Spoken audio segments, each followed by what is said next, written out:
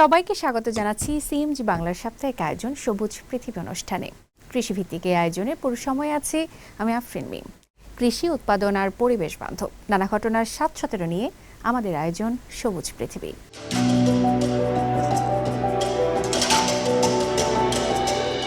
দর্শক, আজকের পর্বে আমরা আপনাদের নিয়ে যাব চীনের এক সবুজ স্বপ্নরাজ্যে, যেখানে প্রায় ৫০০ বছরের পুরনো ঐতিহ্য আর আধুনিক উন্নয়ন একই সঙ্গে চলে। বলছি ইউনান প্রদেশের বাওশানের কোলে অবস্থিত শিমোলা গ্রামের কথা। এটি ওয়াজাতের প্রায় ৫০০ বছরের পুরনো একটি গ্রাম। একসময় চরম দারিদ্র্য ছিল এই গ্রামের নিত্যসঙ্গী, কিন্তু সুন্দর গ্রাম প্রকল্পের মাধ্যমে আজ এটি নতুন জীবন পেয়েছে। এই গ্রাম ঘুরে এসে আরো বিস্তারিত জানাচ্ছেন বেইজিং সহকর্মী লি ওয়ানলু শিশির। প্রিয় বন্ধুরা, আমি লিওয়ানলু শিশির। এখন আমি আছি চীনের একটি সংখ্যালঘু জাতি ওয়া জাতির গ্রামে, আর এই গ্রামের নাম সিমোলা। ওয়া ভাষায় সিমোলা মানে সুখের স্থান। চলুন তাহলে আমরা একসাথে ঘুরে দেখি। ইউনান প্রদেশের বাওশান শহরের সবুজ পাহাড় ঘেরা কোলে শোভান ক্ষেতের মাঝখানে অবস্থিত সিমোলা নামের ওয়া জাতির একটি গ্রাম। এই গ্রামের ইতিহাস প্রায় ৫০০ বছর পুরানো। সিমোলা এক সময়ে প্রাকৃতিক দুরবস্থা ও অবকাঠামোগত পিছিয়ে থাকার কারণে গ্রামটি দরিদ্র ছিল, কিন্তু সাম্প্রতিক বছরগুলোতে সুন্দর গ্রাম নির্মাণ ও বসত বাড়ি উন্নয়নের মাধ্যমে এখানে পরিবর্তন এসেছে।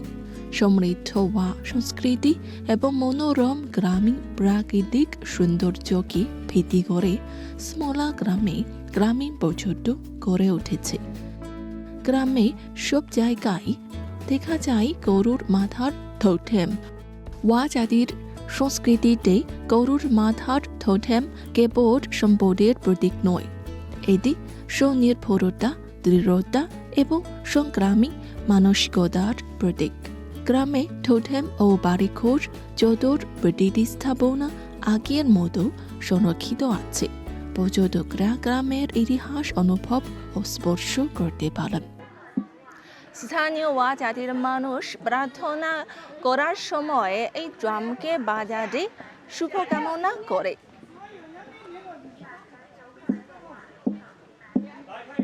গ্রামবাসীরা পর্যটন ভিত্তিক সমবায় করে দূরে হোমস্টে, কৃষি ভিত্তিক রেস্টুরেন্ট এবং স্থানীয় বনের দোকান চালু করেছেন।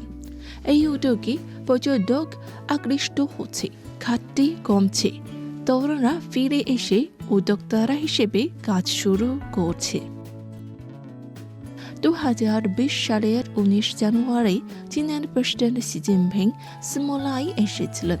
পরিদর্শনের সময় প্রেসিডেন্ট শি গ্রামবাসী লিফাসনের বাড়িতে গিয়ে দেখেন কিভাবে ঐতিহ্যবাহী চালের পিঠা তৈরি হয়। এক সময় বাড়িতেই বানানো এই পিঠা আজ পর্যটকের সাংস্কৃতিক অভিজ্ঞতার অংশ। এই খাবারের নাম বাবা। স্থানীয় যে মানুষেরা তারা উৎসবের সময় এই ধরনের মিষ্টি বেশি খায়। এটা স্টিকি রাইস দিয়ে তৈরি করা হয়।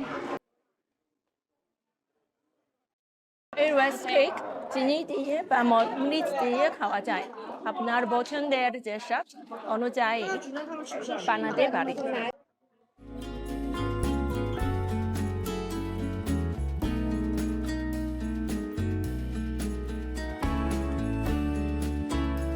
কাঠের ঠোঁটের ঠোনে জালের পিঠার সুগন্ধ, ছোট দোকানের উষ্ণ আবেগ, এইসব মিলিয়ে গঠিত হয়েছে সীমান্ত অঞ্চলের জাতিগত গ্রামের নবযাত্রার এক মনোমুগ্ধকর সুর। সিমোলা এই গ্রামটি দেখিয়েছে কিভাবে ঐতিহ্য হতে পারে আধুনিক উন্নয়নের শক্তি।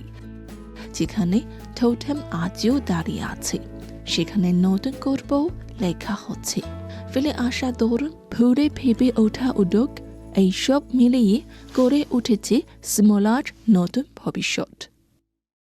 এখানে কাটানো একদিনে আমি অনুভব করেছি স্থানীয় সংস্কৃতি, খেয়েছি সুস্বাদু খাবার এবং দেখেছি স্থানীয় মানুষের মুখে হাসি।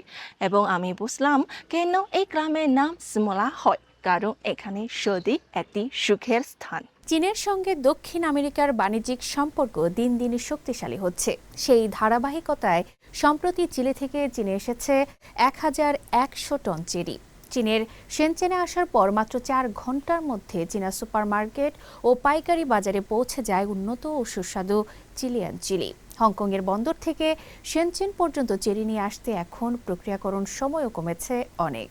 তাছাড়া দ্রুত বাজারজাত হওয়ার ফলে আরও অনেক দেশ থেকে চীনে তাজা ফল আমদানির পথ হয়েছে প্রশস্ত।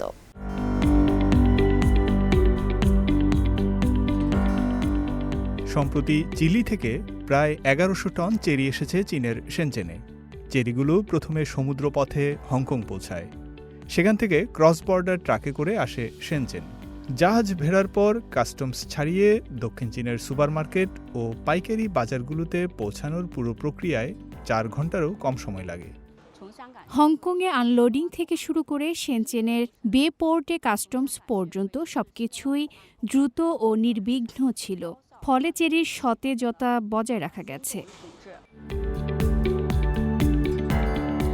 এই চালানের পর কুয়াংতং, হংকং, ম্যাকাও গ্রেটার বে এরিয়ায় আরও অন্তত একটি চেরিবাহী জাহাজ আসবে বলে আশা করা হচ্ছে। গত বছরের নভেম্বর থেকে ২০২৫ সালের মার্চ পর্যন্ত শেনচেনের বিভিন্ন বন্দর ২,০২,০০০ টন চেরি হ্যান্ডেল করেছে, যা চীনের মোট চেরি আমদানির প্রায় ৪০%। আমরা চেরি ক্লিয়ারেন্সের ভেরিয়েবল এবং তাৎক্ষণিক সর্বোচ্চ মানগুলি সাবধানতার সাথে গণনা করি। বুদ্ধিমান লেবেল রিকগনিশনের মতো উন্নত প্রযুক্তি ব্যবহার করে জনবল ও প্রযুক্তির সমন্বয়ে পরিদর্শনের সময় উল্লেখযোগ্যভাবে কমিয়েছি এবং চেরির জন্য দ্রুত পরিদর্শন এবং ছাড়পত্র অর্জন করেছি। চিলিয়ান চেরি কমিটির তথ্যানুযায়ী এ মৌসুমে চিলির চেরি রপ্তানি ৬,৫৫,০০০ টনে পৌঁছাবে, যার ৯৩% যাবে চীনে। সরাসরি সমুদ্রপথে চীনে চিলির চেরি পৌঁছাতে সময় লাগে মাত্র ২৩ দিন। ফয়সাল আব্দুল্লাহ, সিএমজি বাংলা।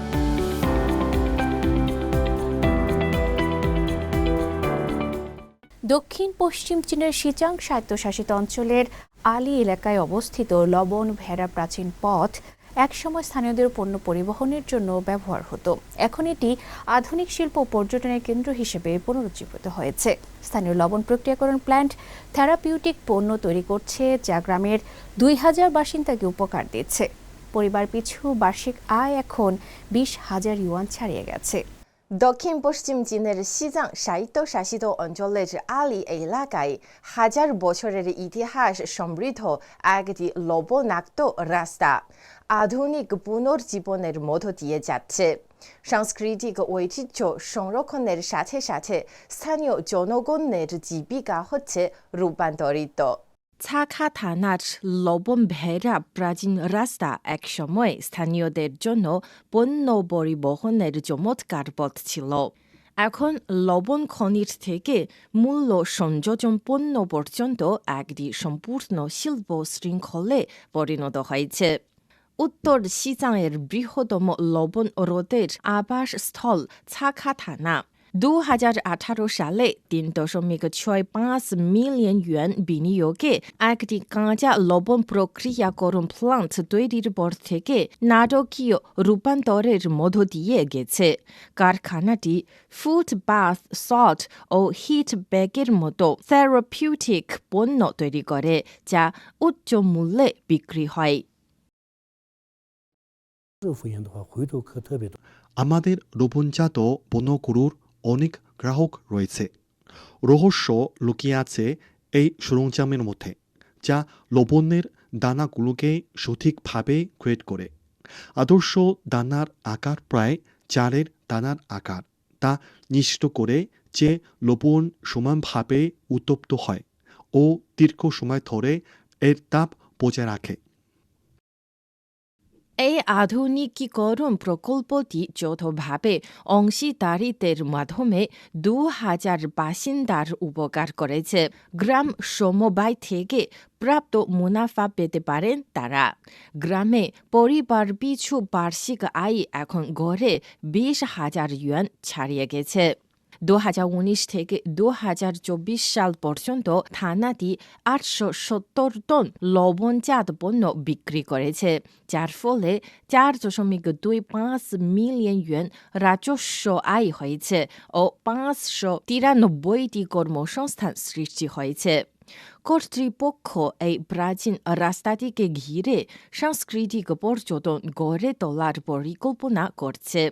এখানকার ঐতিহাসিক পরিবহন দৃশ্য পুনর্নির্মাণ করা হয়েছে এবং কাছাকাছি অবস্থিত শিলা চিত্রকর্ম ও পাথরের স্তম্ভগুলো প্রদর্শিত হচ্ছে। আমাদের সবচেয়ে বড় ইচ্ছা হল লবণ ও ফেরার প্রাচীন রাস্তার পরিচয় বিশ্বব্যাপী ছড়িয়ে দেয়া। চীনে বনজ গবেষণা ও পরিবেশ পুনরুদ্ধার কার্যক্রমে যুক্ত হয়েছে এক নতুন মাইল ফলক। 14তম পঞ্চবার্ষিক পরিকল্পনা অর্থাৎ 2021 সাল থেকে 2025 সালের মধ্যে উচ্চমানের বৃক্ষ প্রজাতি উদ্ভাবন ও জিন সম্পাদন প্রযুক্তিতে চীন উল্লেখযোগ্য অগ্রগতি অর্জন করেছে। দেশে বৃহৎ পরিবেশগত প্রকল্পগুলোতে এসব সাফল্য এরই মধ্যে গুরুত্বপূর্ণ ভূমিকা রাখতে শুরু করেছে। আরও বিস্তারিত জানাচ্ছেন আল আমিন আজাদ।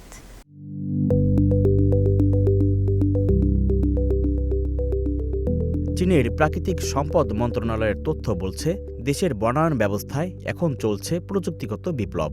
নতুন প্রজাতির গাছ উদ্ভাবন, উন্নত জিন সম্পাদনা প্রযুক্তির ব্যবহার এবং ফুল জিনোম সিলেকশন সিস্টেম প্রতিষ্ঠা করার মাধ্যমে চীন এখন উন্নত প্রজাতি নির্বাচনে পৌঁছে গেছে 70%-এরও বেশি নির্ভুলতায়। গবেষকরা এখন পর্যন্ত প্রধান কাঠজাত বৃক্ষের জন্য তৈরি করেছেন 67টি উন্নত মানের প্রজাতি, যা গুণগত মান, টেকসই বৃদ্ধি ও পরিবেশ সহনশীলতায় বিদ্যমান প্রজাতিগুলোর তুলনায় অনেক এগিয়ে। দেশের উত্তর-পূর্ব, উত্তর ও উত্তর পশ্চিমাঞ্চলের কঠিন পরিবেশে ছিল সবচেয়ে বড় চ্যালেঞ্জ, যেখানে মাটি লবণাক্ত, পুষ্টিহীন এবং আবহাওয়াও শুষ্ক। এসব এলাকায় টিকে থাকতে হলে দরকার ছিল বিশেষভাবে অভিযোজিত প্রজাতি। এই চাহিদা পূরণের লক্ষ্যেই বিজ্ঞানীরা উদ্ভাবন করেছেন 110টিরও বেশি প্রতিকূল পরিবেশ সহনশীল নতুন বৃক্ষ প্রজাতি, যা টিকে থাকে খরা, লবণাক্ততা এবং শক্তিশালী বাতাসের মতো চরম পরিস্থিতিতেও। বর্তমানে দেশের গুরুত্বপূর্ণ পরিবেশগত প্রকল্পগুলোতে যে চারা ব্যবহার করা হচ্ছে তার প্রায় 85%ই এই উন্নতমানের প্রজাতি। চীনের বিভিন্ন অঞ্চলে ইতোমধ্যে 33,000 হেক্টর এলাকায় এসব প্রজাতির চারা রোপণ করা হয়েছে, যা পরোক্ষভাবে প্রভাব ফেলছে আরও 1,33,000 হেক্টর পরিবেশ ব্যবস্থার উপর।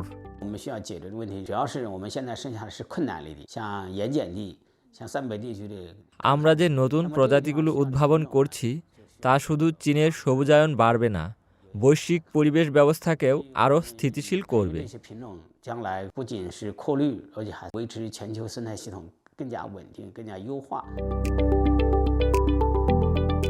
চীনের উন্নত বৃক্ষ প্রজাতি উদ্ভাবন শুধু স্থানীয় পরিবেশেই নয়, বৈশ্বিক জলবায়ু ও পরিবেশ স্থিতিশীলতায়ও ভূমিকা রাখবে বলে ধারণা করা হচ্ছে। পরিবেশ বান্ধব অগ্রগতি ও উদ্ভাবনের এ ধারাবাহিকতা নিঃসন্দেহে দেশের বনায়ন খাতে নতুন দিগন্ত খুলে দিয়েছে। আল আমিন আজাদ, সিএমজি বাংলা।